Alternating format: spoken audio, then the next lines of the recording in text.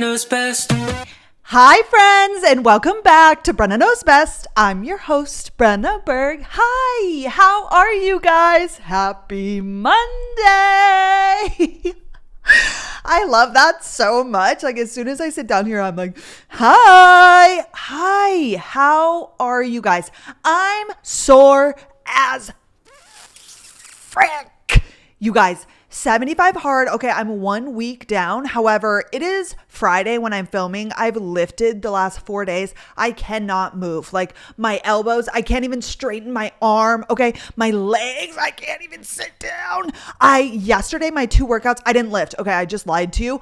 I went on 2 outdoor walks, and honestly, I think today I'm going to do the same. I already did 1 because I just don't think it's advantageous to lift. But if you've never lifted before, number one, I highly encourage you do because it's really good for you. However, the first time you do it, I can specifically remember my first time lifting ever. Okay. I never lifted weights in high school, even though I was in sports. I remember all of my girlfriends did this thing called Healthways, which was like a conditioning place. And obviously my dad, like, I wasn't going to pay for that, you know.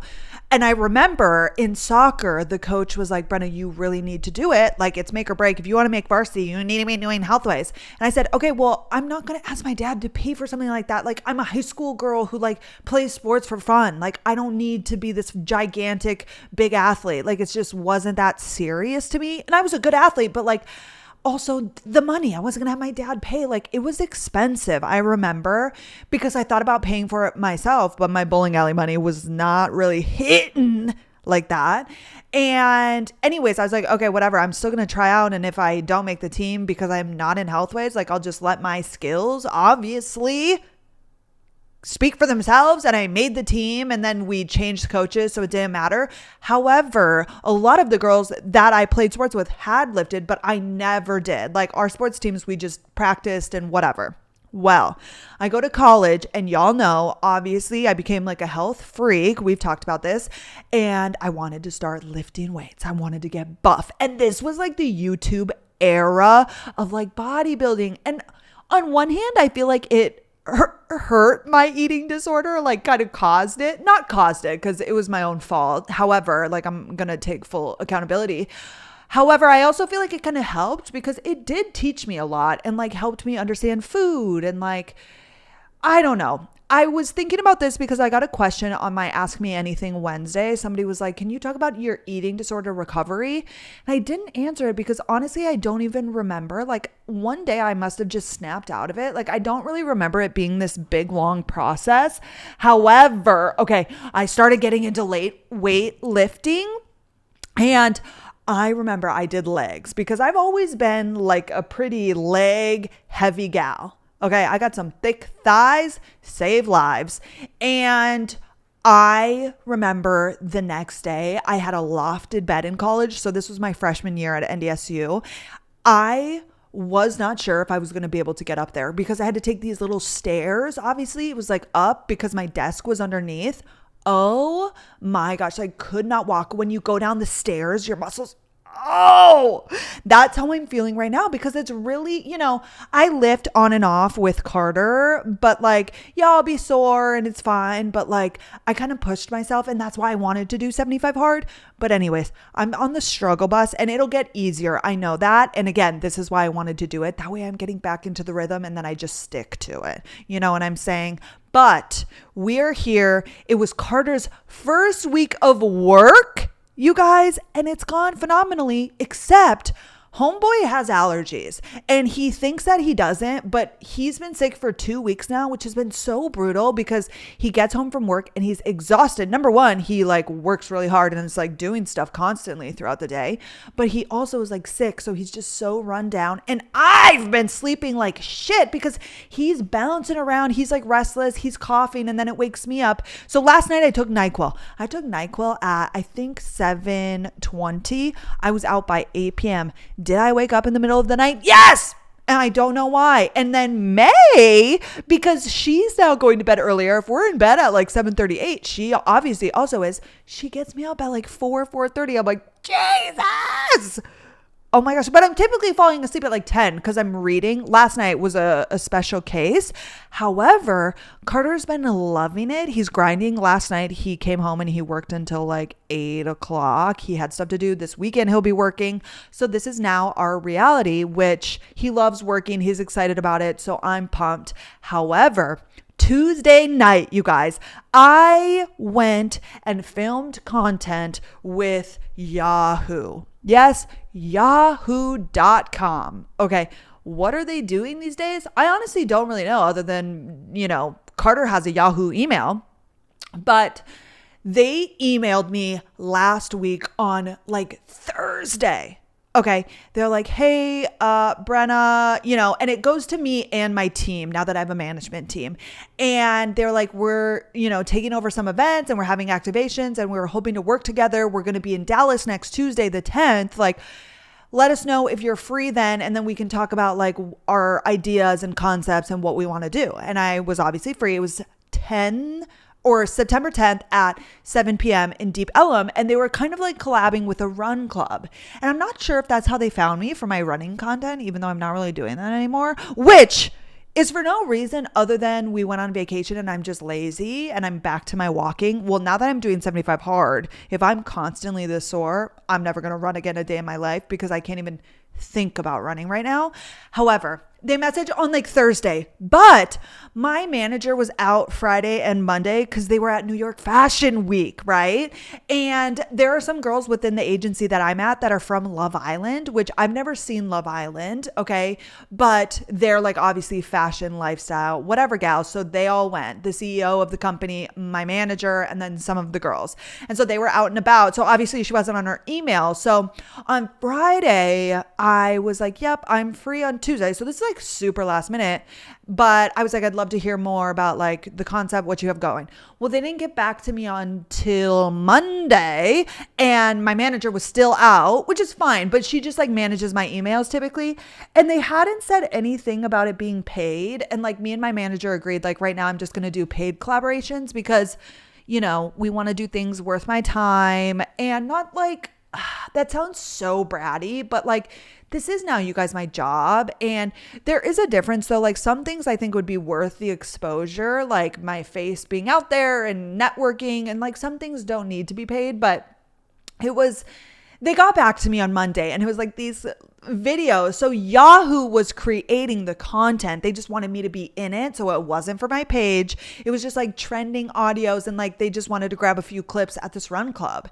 And at first, they never said anything about money. So my manager texted me and she was like, Brenna, do you want to do this? And I was like, is it paid or no? Because like 7 p.m. on a Tuesday night, like Carter might be working. Like, is it, worth my time, so to speak? Like if I'm not getting paid, no offense, but like, what am I doing? And because they could just have anybody do it. Well, they get back to me and it is paid. And it's like a good amount of money for like 30 minutes of my time. You guys, Carter dropped me off. So I texted him on Tuesday. This is when it all got finalized. The day of, they're like, oh my gosh, yes, it's paid. There's like some confusion that it hadn't been mentioned. Doesn't matter.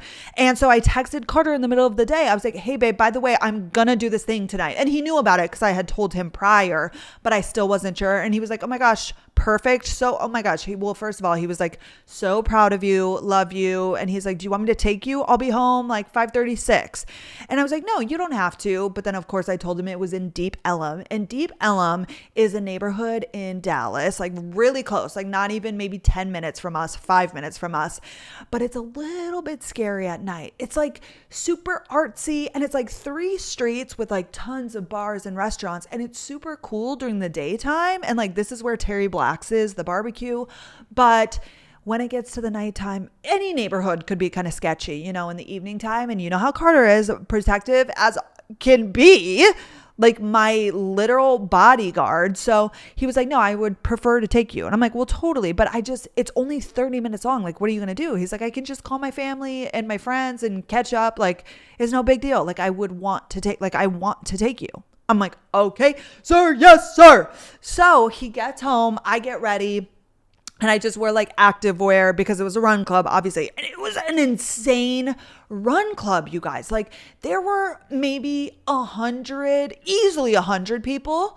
like 150 maybe. I'm not really good at like gauging sizes. You know, when you're like around a bunch of people, it's hard to tell like how many people is this? Does anybody else feel that way? I'm always like, no clue. But it was a lot of people. I'm pretty sure it was like at least 100.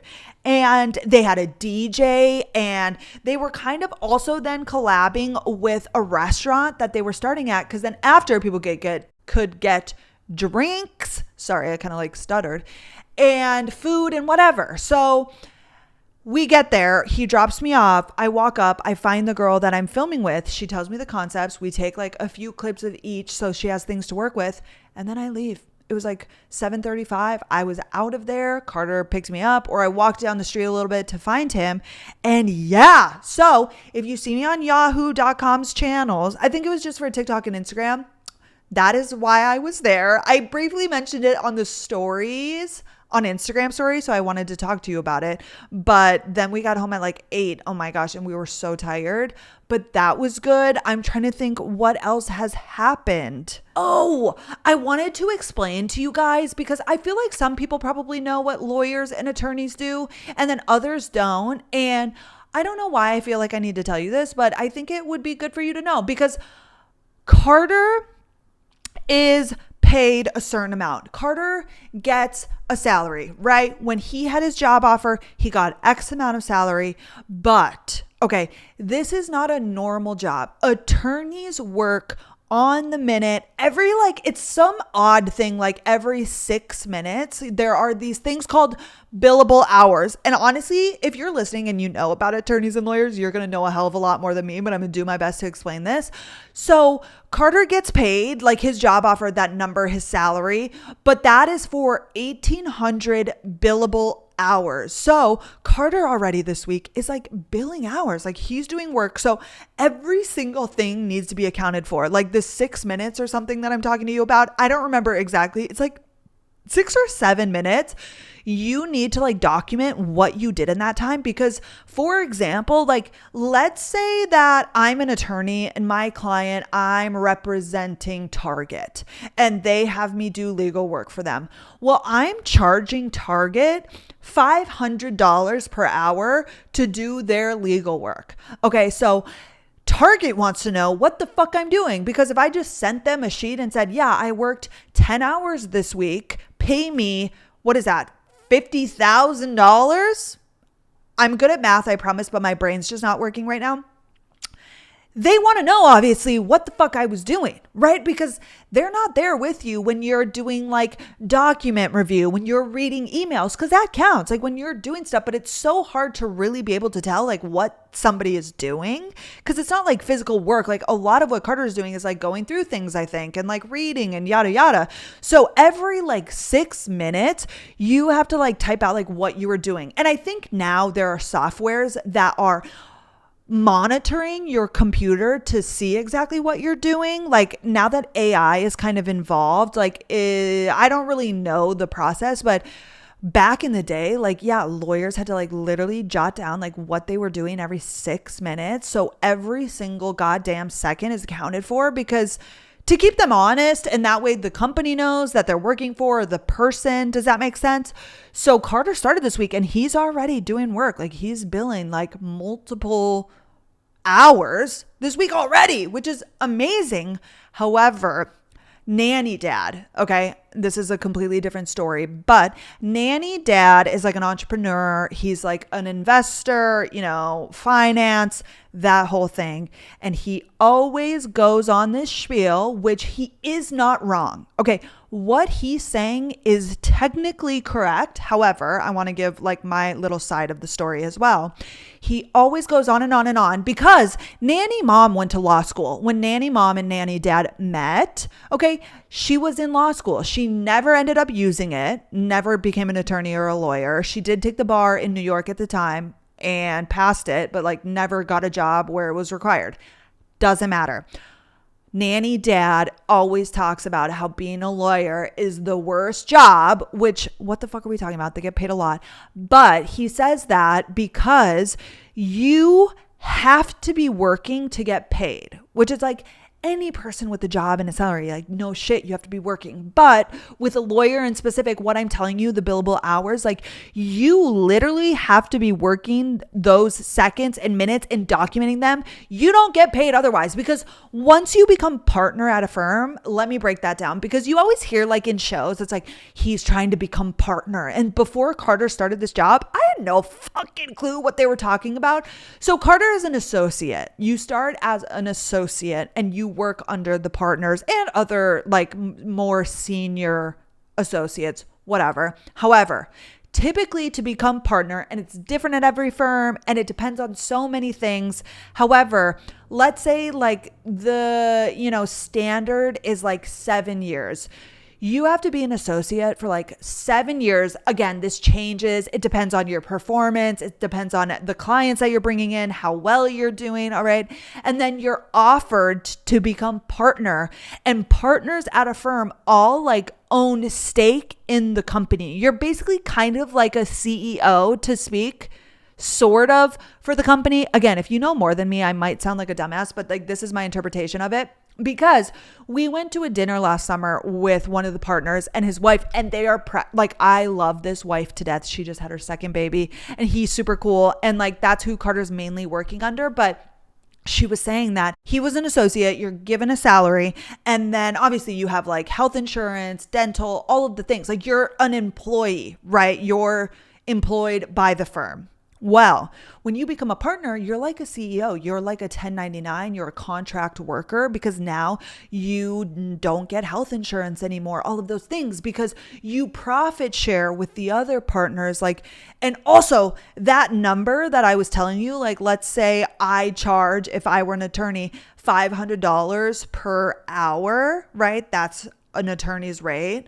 That is what the partners, like, they get paid for the client work that they're doing. Like, they have a number. Like, some attorneys charge $3,000 per hour. But like Carter, for example, as an associate, he has like a standard, like they just must have like a first level associate, like something that they would charge, so to speak. But then Carter's just getting his salary. Whereas when you become a partner, I don't know how you decide what you charge, but like that's how it works. So this wife was telling me, like, she's a nurse, so they had to switch over to her health insurance, and like now you pay in taxes because like you're a part owner kind of the firm. Does that make sense?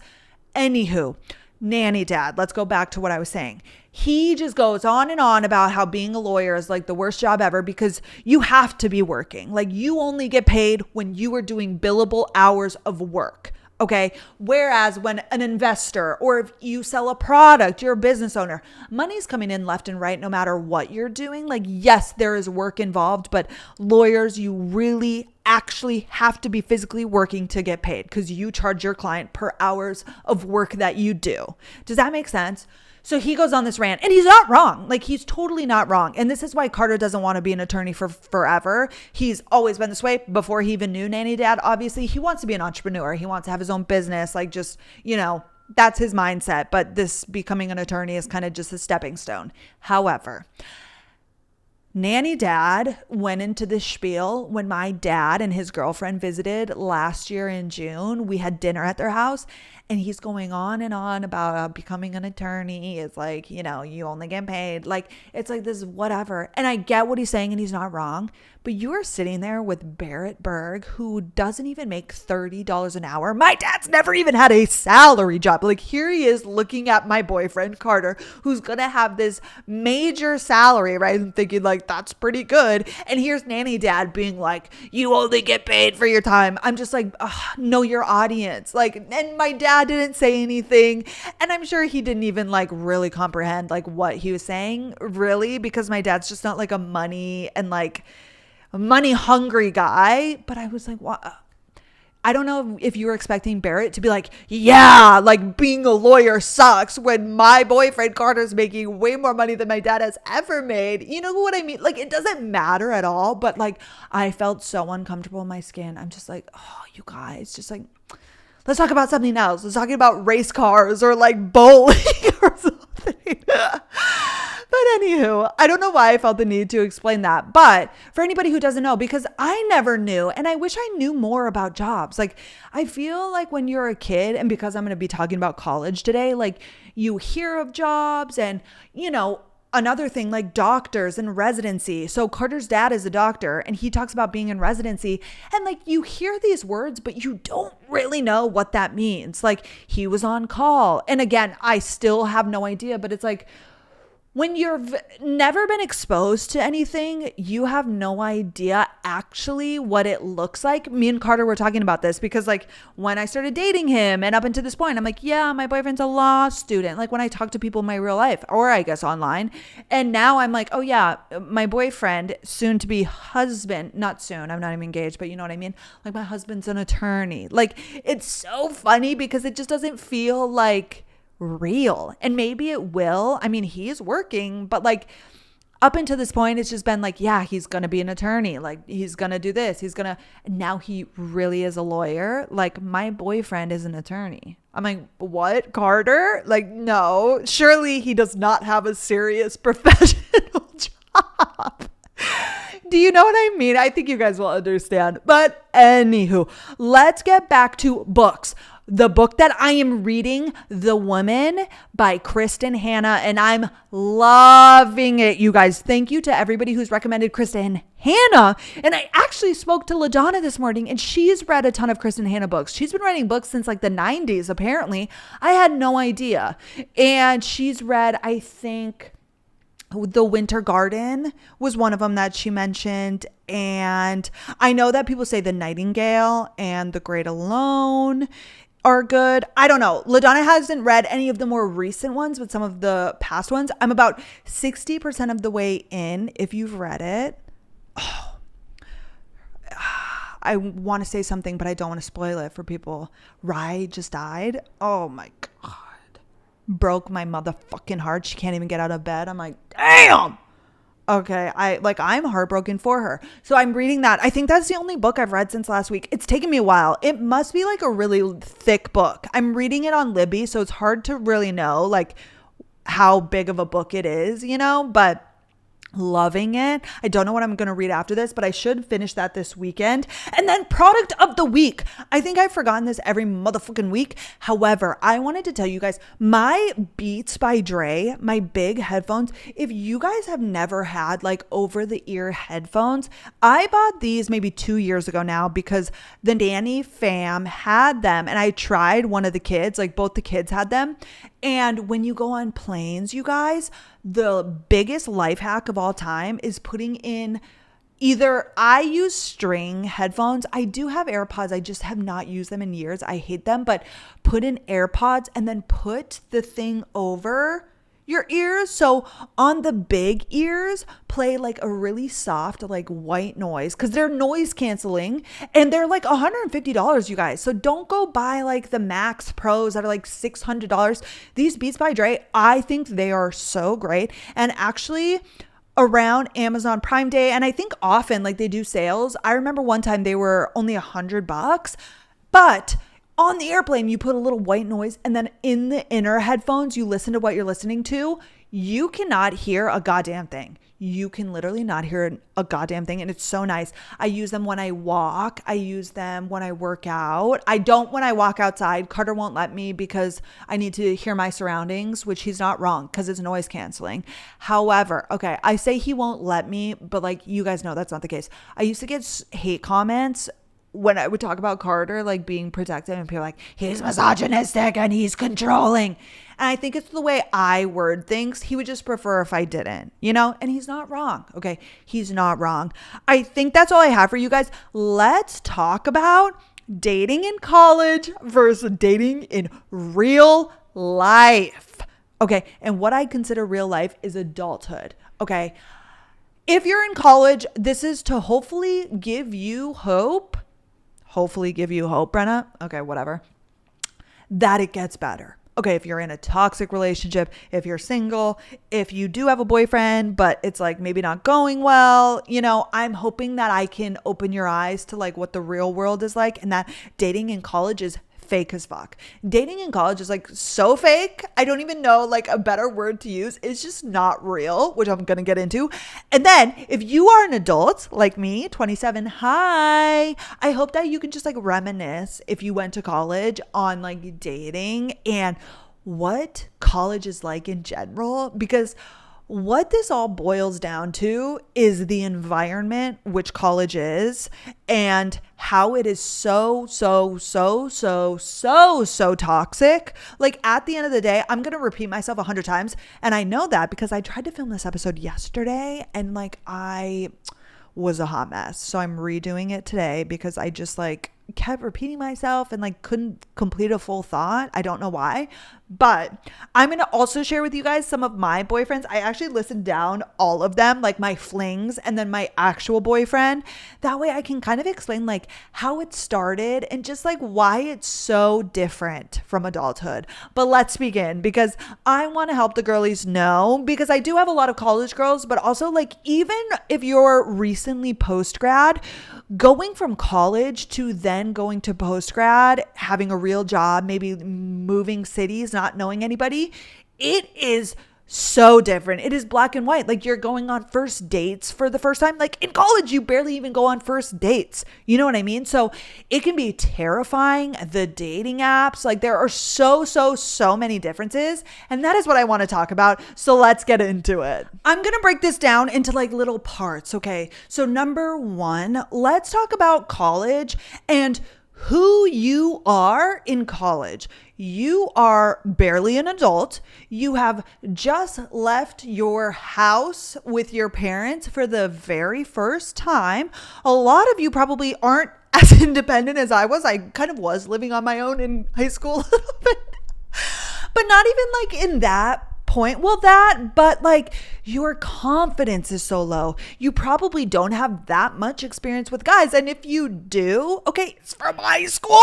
Oh, wait, can I go on a little tangent about high school sweethearts? And here's the thing. If you guys ever hear me say some like crazy shit, like I would say for the most part, if I see high school sweethearts, now if they're super in love, obviously there are exceptions to every rule. When I have an opinion on something like never take back a motherfucking cheater, I believe that in my chest. However, are there exceptions to the rule? Sure. Could I be part of that? No. However, these are just my thoughts. When I say that like I don't really believe in high school sweethearts, or I just like don't think that you should marry your high school sweetheart, of course there are exceptions to the rule. And a lot of people get up in arms when I say shit like this. And I'm like, my parents, number one, back in the day, that was a completely different time. Do I still stand behind what I said? Yeah. Do I think a lot of those people probably shouldn't be together? However, people didn't really leave their hometowns back in the day. Women, the way that we were viewed back then was so different. LaDonna, okay, my dad's girlfriend, they had to get married to like leave their house because LaDonna's dad wouldn't even let her get a driver's license. Like she got married before she got a driver's license. Does that make sense? So like, and not everybody was the same back then. Like, you're like, my parents were like with the times and maybe they both went to college, but still the mindset was a very old school. In today's day and age, like with all of the opportunity, number one, when you are in high school, and we're going to talk about this for college as well, you want a boyfriend in college. That way you can wear his football jersey on game days. That way you have a date to prom. That way you can post him on social media. Like the reason you get a boyfriend in high school is not to make this man your husband.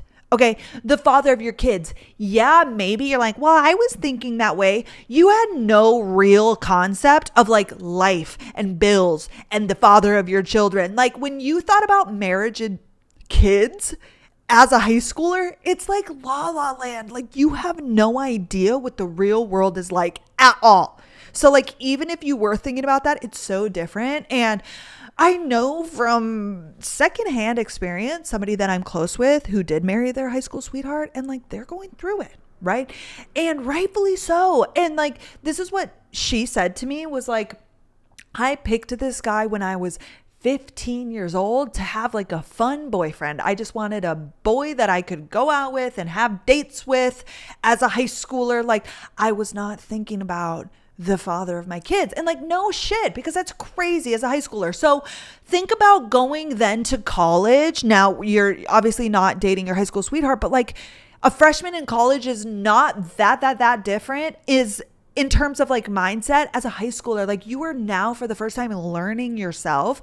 You probably haven't had sex, or if you've had, it's been awful. Okay, your experience in this world and in dating is so minuscule. It's tiny. You barely have any experience. So like, that person is trying to like date and figure out relationships when you are also then in this like super weird dynamic. You're living in a dorm, or you're living in an apartment building where there are people just like you, tons of them, like thousands of people just like you, leaving their house for the first time, going to school, not having a real job. Some of you might. I did, but I'm just talking in general. Most people, like, you're just going to school. You still don't really have real responsibilities, and you're like trying to learn yourself, but not even. In college, you have no concept of like, who am I and like, what do I enjoy? You're in this like hyper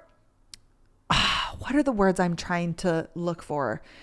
Hyper specific group. Like, it's like high school, but now you just don't have parents involved, and you kind of like can make your own decisions and do whatever the fuck you want. You're also drinking all of the time. Alcoholism is just like encouraged. Okay. So when I was in college, right, I had a few flings my first year. I had a situationship that I was like on and off with for forever. Okay. But every single guy that I dated, it started like this. I had class with them. Or on Friday and Saturdays, I would go to the same places with my friends. We would go to this house where a majority of our friends were. And so I would meet them there. Like, it would be somebody that we were hanging around, and it would always start like that. So then you have a crush, right? Like, ooh, so fun, amazing. Let's say you met him at class. So then you start going to like the frat party. I didn't have frats at my college, but I'm just like speaking for everybody else. You start going to the frat parties or the parties that they're at. And when you're at these places, you need liquid courage. Like, you're hammered, and the relationships like all start like this. Like, in college, you don't go on a first date. Maybe you started like liking this person, you text, you Snapchat. Oh my God, social media is like rampant in college. I remember being a fiend for Instagram, and it was so different back then. This was when Instagram was chronological order. Instagram didn't have stories, okay? So you would go out on a Friday night, you would post a fucking fire pic, okay, for your crush to see. Like, everything was like so weird. You would go on your Snapchat stories and see what everybody did the night before. Oh my gosh, I'm getting so ahead of myself. Like, you wake up Saturday, okay, you catch up on your chronological Instagram feed. You're like, oh my God, Becky and Jenna. Also, not even like relationship, romantic relationships, like friendships. You're just constantly like analyzing everybody, and you're like, oh my God, they went here last night because on the Snapchat story you saw that Jonathan was with Jessica, and like in the background you could see that they were at Dan's house. And it's like, what the fuck? Like, can you imagine if adulthood was like that? Oh my gosh, it's just so weird. And then so Saturday you get ready to go out, right? And you're going to see your crush again, and you're posting the thirst trap, or you're getting a cute pic with your friends to post. And then if they like it, or did they see your Snapchat story, or you send a drunk snap on accident, which was very much on purpose. You've been planning it the whole week. Like, it's just so childish because you are children, you know? And that's another reason that we want boyfriends at this time, to like post on social media. Like, for some reason we feel like it gives us like clout, or you want to date the athlete. That way you can also post a photo. Like, you're getting into relationships for the wrong reasons. Not the wrong reasons. Like, you probably very much like them, but again, you yourself don't have real responsibilities or anything. So like, you're not thinking about like, is this guy mature? Is he paying his bills? Like, does he have a work ethic? Like, none of that is even on the table. Like, you're all just going to school and then getting fucked up, right? Maybe you have a part-time job, but like, there's no real life in college for the most part. Again, like, yes, did I work a full-time job? But even like my boyfriend, okay, let me back up. I go to college, and I had this on and off again situationship. Also, I had a senior year high school boyfriend, broke up with him before I was going to college. I said, fuck, we're not doing that. Like, I don't like you that much. Okay. It was fun for the moment. He was great to me, but like, I'm going to college and I'm going to have some fun. So I walk in right to college and I have my like little situationship from back home that was also there.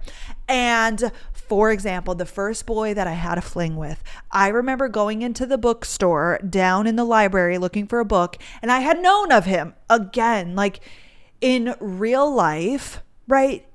Typically, I feel like you won't be knowing the boys that you go on dates with if you're meeting on a dating app, right? Or like meeting in the wild. You probably don't know this person before. In college, like you low-key kind of know everybody. You like know of people, or like you'd seen them at this party or in this class, or like your girlfriend has a class with them. Like everybody's kind of in the know. Oh my gosh, that's another thing. Like everybody knows about you as well. Like you talk to a boy at a party and like the whole next week people are like, oh my God, did you see Brenna and Jonathan talking at the party?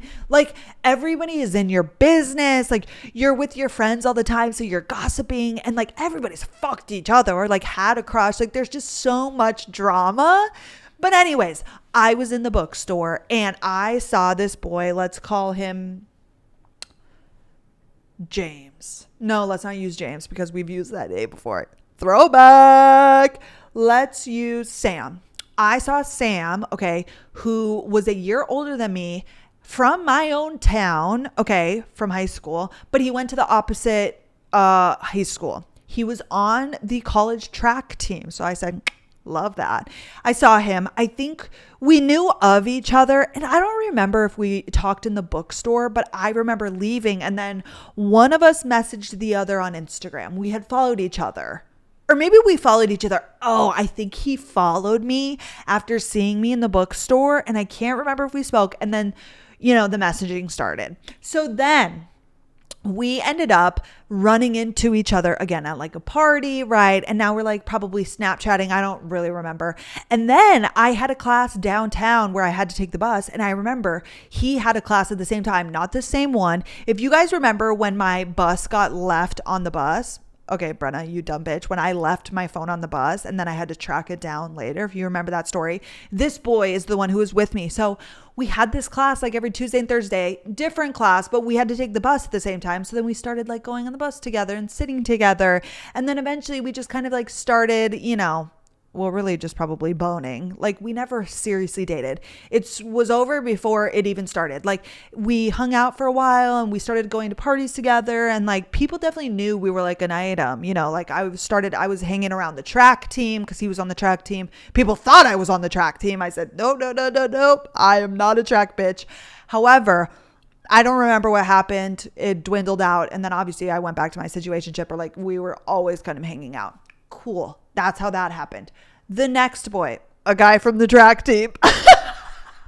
Again, like, and probably subconsciously, like I did that on purpose. I don't know. He had actually deferred. He was no longer. He did it the first semester. This was second semester. We also, I think, had a class downtown at the same time. So it just became this thing, like we'd hang out, and then we started hanging out. We would go to the late night bowling that all the college kids did. And then summer came around. He was going home for summer because he didn't work like most people. After freshman year, you go back home. He went home. It was it. We like ended things before that because I was like, what the fuck are we doing? We're not even like really dating. Then the summer I stayed in Fargo because I had a job, full-time job essentially. And I reached out to like one of my friends who was from Fargo that I had known years prior. We bowled together as kids. And so I started hanging out with his group. Well, then I started obviously like hooking up with one of the friends. Like, this is what college is. Like, you're just around people, you have crushes, you like date, and then you do whatever, and then it like vanishes.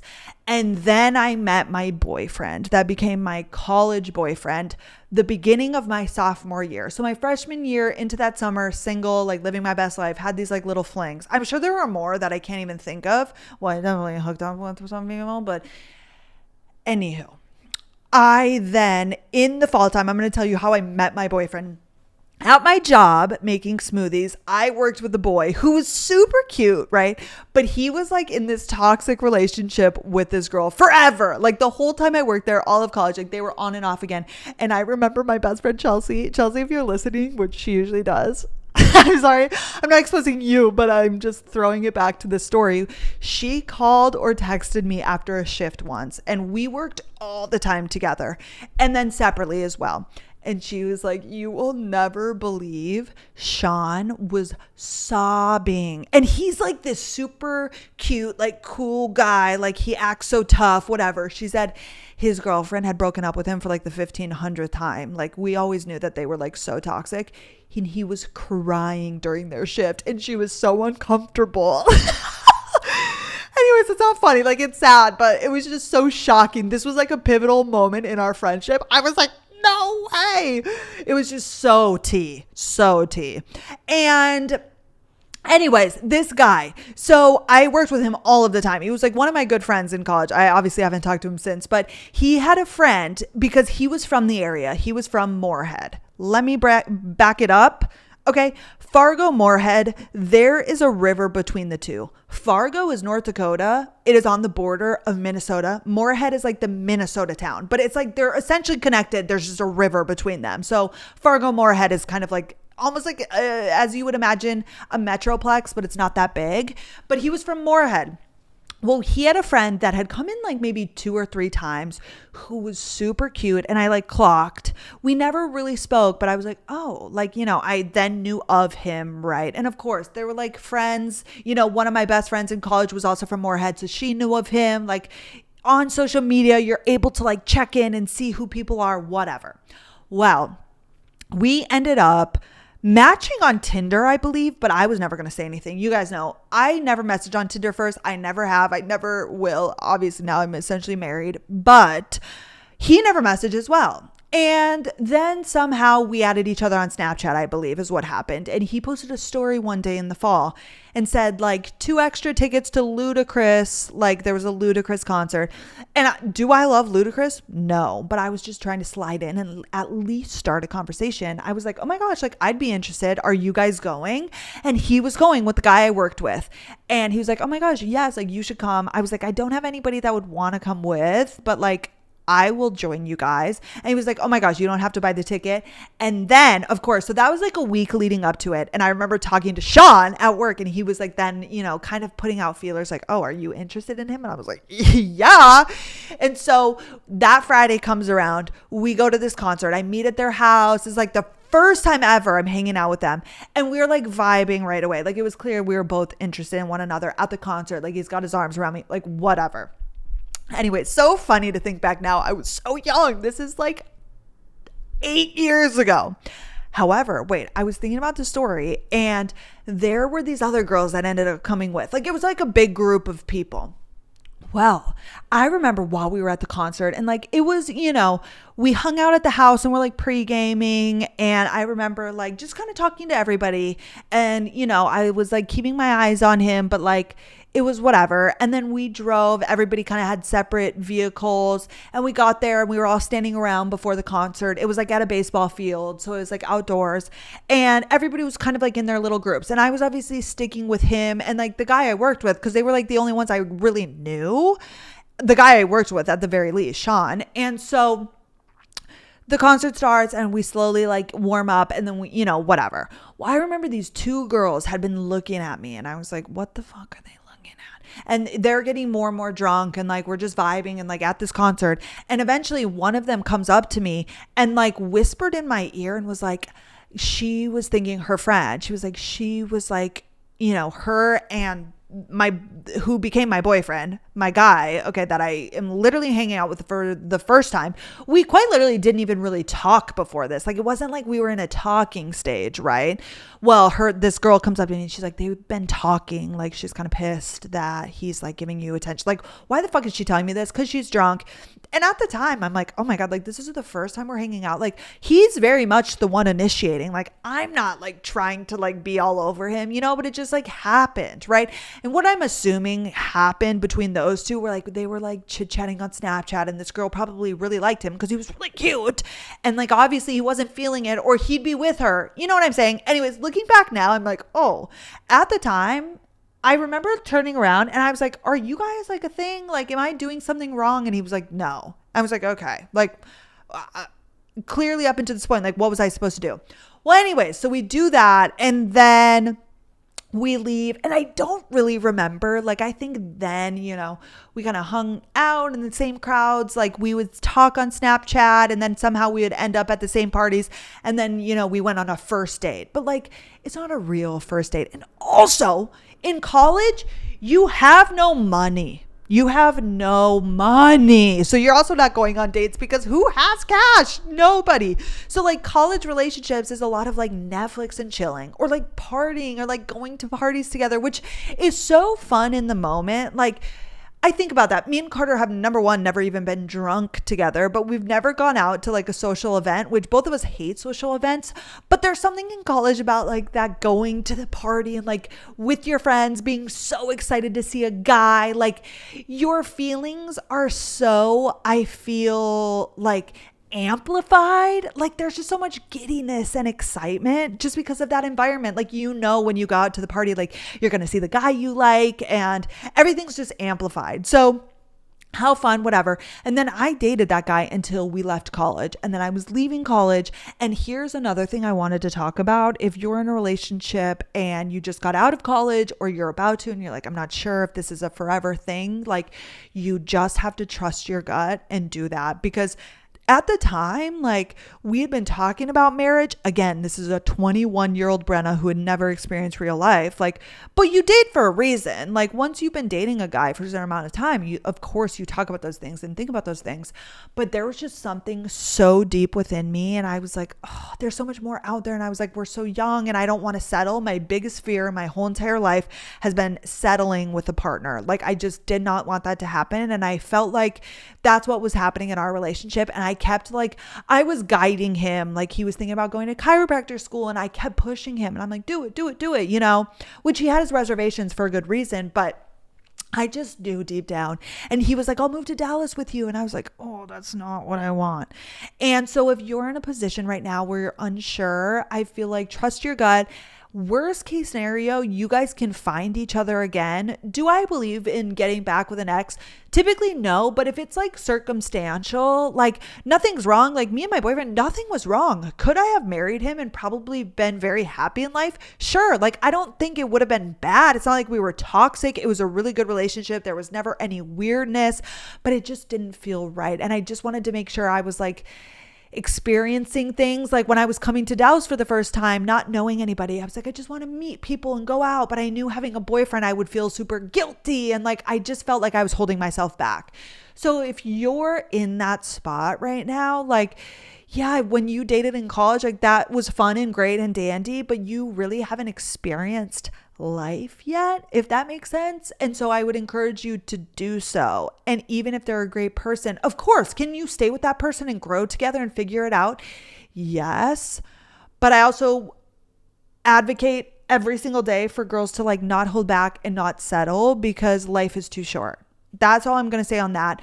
What else in college is different? Everything. I basically just went over like social media plays a part, Snapchat, like talking, texting, and you have all the free time in the world. So like in college, you're able to hang out 24/7 if you want, but like that's not real life. And again, you're like looking at this guy, you're like, oh, he's honest, he's nice, he goes to school, but like you don't really know who a person is until you're in the real world. And like, let's say you move out of your town, right? Like I did. You're in a new place. You are now going on first dates for the first time, having not known somebody. Like, I understand people get anxiety and get scared to go on a first date with somebody they don't know, because we've never done that before. Like, college sets us up so poorly for real life. Like, there is no similarities between college and real life, really. Like, it is a good way to slowly transition us to real life, like getting away from our parents. And like, you do have like, you know, authority over yourself and like going to class. And if you have a part-time job, like you're learning small little things, but then you get a job, right? You start working. You're not constantly surrounded by people your age. You're not around your friends. You're not around boys. Like, you have to push yourself to go out, to meet new people, to go on dates. Like, it is so starkly different than college, and it can be just such a shock. And I think a lot of people like miss college because of course, like that environment environment, being with your friends, living with them, going out every weekend, not worrying about bills. Like, of course, that's such a wonderful time. But also, I personally, you guys know how I feel. Like, college was whatever for me. It was fine. Like, I can understand why people miss it. But as a girl who didn't really enjoy those things deeply, getting hammered, going to parties, like, it's fun when you think about it, like, in simple terms, but it's also like, yeah, real life though, like paying your bills, making money, like starting a family, and like getting friendships that are like real and putting an effort for those friendships. Like college friendships, some of them can last. A lot of women have friends because they put in that effort after college, but like in college, those things are just kind of built in. Once you're in real adulthood, like you really have to put in effort to keep those friendships and go on dates and do the things. And some people, a lot of people, I think, stay in towns with their friends or like in their little college town. So you're still kind of in that. Like on Fridays and Saturdays, you're still going to those same bars. So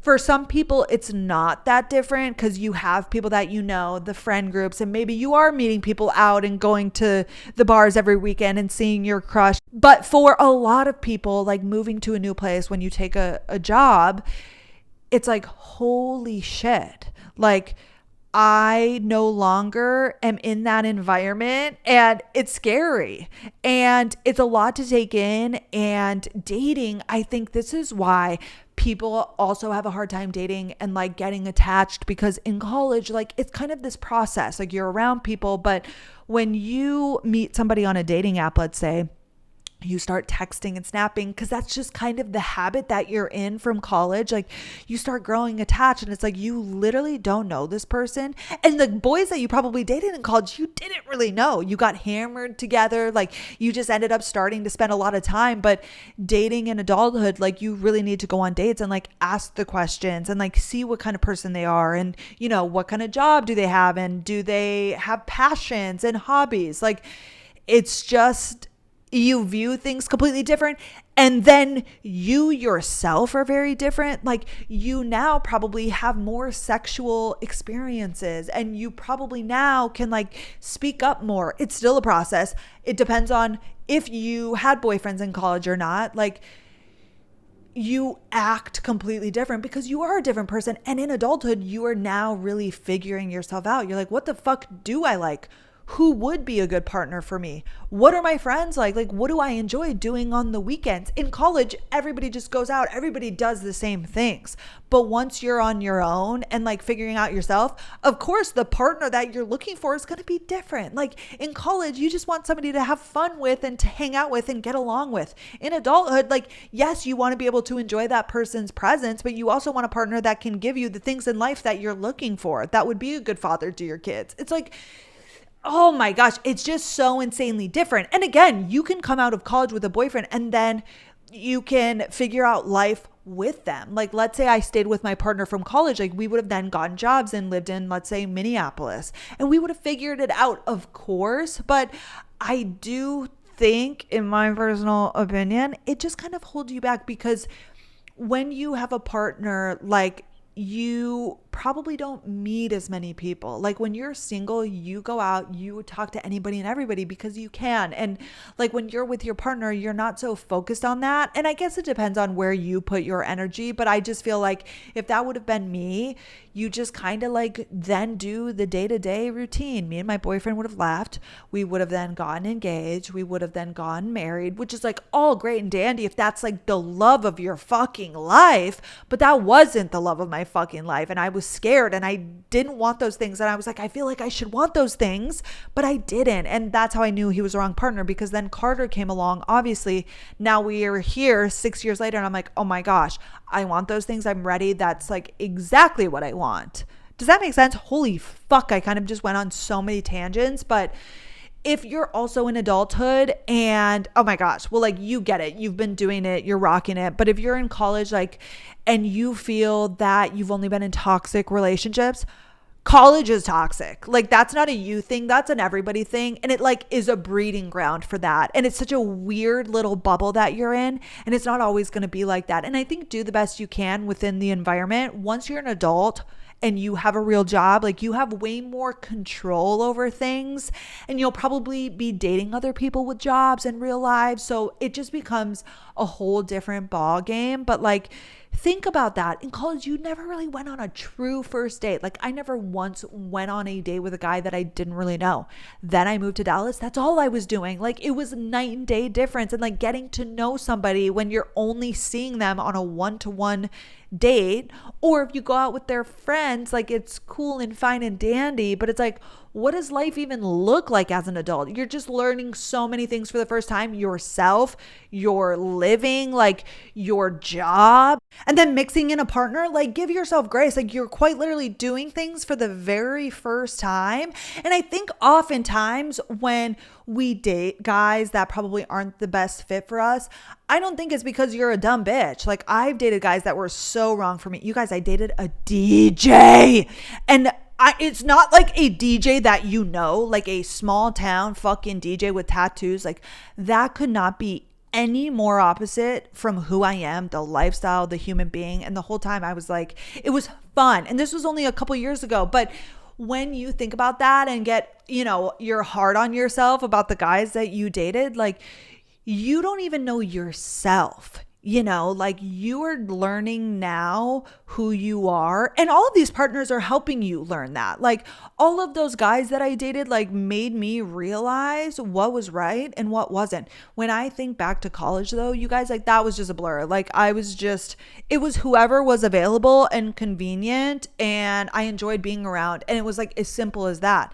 Now, as an adult, it is that to its core, but it's also like you have to think about what you want out of this life and like who would be a good partner for you, But I think that's all I have for you guys. Thank you so much for listening. As always, I hope that this was like fun. And if you're like in real adulthood, you can resonate with this and like be like, oh my gosh, like what the fuck was college? And if you're in college, I hope this encourages you to whatever whatever phase you're in, single, in a toxic relationship, in a happy relationship, like everything always works out. And I think if you're not meant to be with somebody, things will happen that will break you two up. Like, when I think about breakups and the reason, like, I just think it is the universe's way of just like ending that relationship. Every single thing happens for a reason. So if you feel really good about your relationship and you're like, this is the love of my life, you're probably right, and even if it's not and you make a mistake, like we make mistakes, and that's okay. Like, life goes on. Everything's going to be just fine. But thank you guys so much for being here. As always, I cannot wait to see you guys next week. I'm going to talk about alcohol. I'm going to talk about sobriety. I'm going to talk about my journey with alcohol. I'll put up a little question box on Instagram. That way you can ask questions about this, that, and the other having to do with going out, drinking, making friends, whatever that has to do with alcohol, the societal pressures of drinking. I love talking about that shit. So I'm looking forward to that episode. But thank you as always. And I will see you guys next week. Okay. Bye, guys.